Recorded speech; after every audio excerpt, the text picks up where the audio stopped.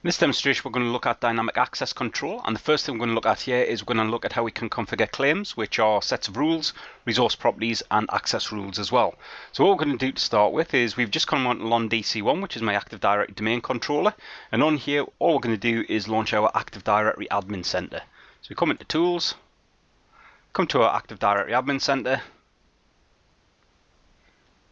and as we can see, we have a dynamic access control tab. So we'll click on the tab. Then we'll click on Claim Types, and now we'll click New, and then Claim Type. So as you can see, this brings me into a little wizard. So all we're going to do here is we're just going to fill out the information required for this claim. And what we've selected here for the attribute type is we select Department. We put in display name of company department, just left the description as the default department, and claims of this type can be issued to the following classes. So we've got user and computer, or user and device. So at this point here, we'll select OK.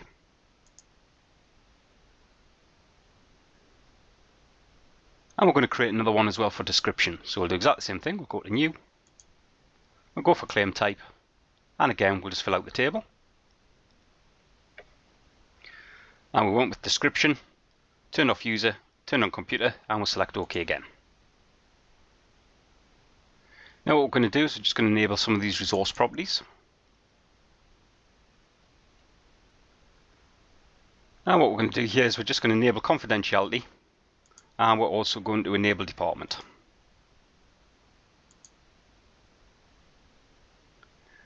Now we'll associate some attributes with these containers, so we're going to go with department first. So all we're going to do here is we'll just double click on it.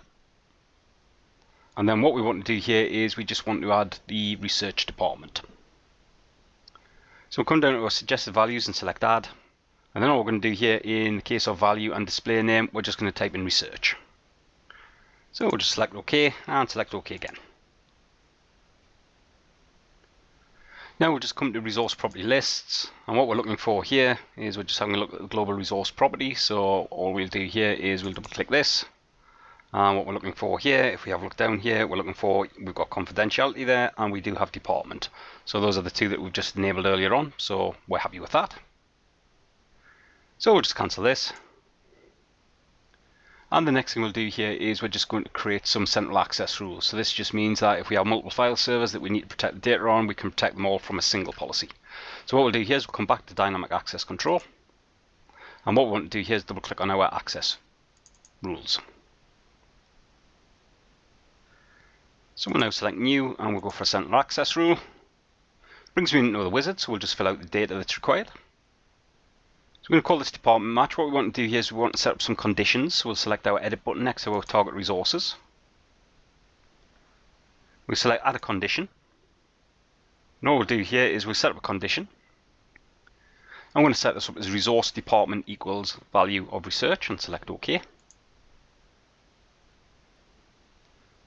We'll also set some permissions up, so we're going to use the following as current permissions.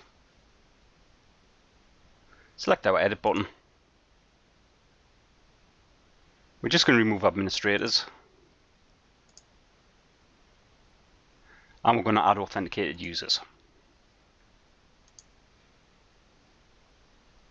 And select OK. And what we're going to do here is we're going to give them modify, we'll also give them write. We'll then add a condition down at the bottom here. And with this condition, all we want to do here is just on our little drop down here, we just want to specify that we've got company department equals, and then what we're going to do here in the value here, we're just going to go for resource. And then finally in this little drop down, we'll go with department. Now that we've done that, we'll just click OK. Click OK again, and just click OK again. So what we've done here is we just create a central access rule. Let's just create another one as well for confidential documents. So we'll just go new again, and we'll go for another central access rule. Again, we'll just fill out the table. So we're going to call this one access confidential docs, and in our target resources here, we'll just select edit, and what we'll do is we'll add another condition. Again, we'll just fill out this little table. So specify this as resource confidentiality equals value and then high. So we'll select OK at this point here. We'll specify some permissions, so we'll just use the following permissions. We'll select our edit button, and what we want to do here again is we just want to come in here and remove the permission for administrators. So we'll just remove that. And then what we want to do is we want to add some permissions. So we'll select add. And again, we're going to do this for authenticated users.